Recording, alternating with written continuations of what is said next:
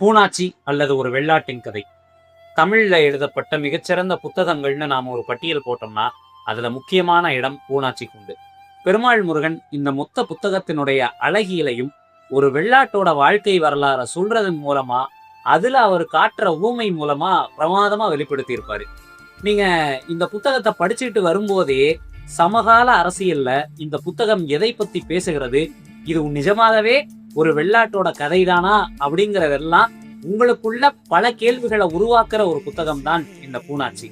ஒரு பெண்ணாக பிறக்கக்கூடியவள் இந்த சமூகத்துல என்னென்னலாத்தையும் சந்திக்கிறா, இந்த சமூகம் அவள் விருப்பு வெறுப்பு எல்லாத்தையும் கேட்காம எதையெல்லாம் அவன் மேல திணிக்குது அப்படிங்கிற மொத்தத்தையும் ஒரு வெள்ளாட்டின் வழியாக இவ்வளவு பிரமாதமா சொல்ல முடியுமா அப்படின்னு எனக்கே ஒரு பெரிய ஆச்சரியத்தையும் பெரிய அற்புதத்தையும் பெரிய பிரமிப்பையும் ஏற்படுத்திய ஒரு புத்தகம் தான் பூனாச்சி அல்லது ஒரு வெள்ளாட்டின் கதை.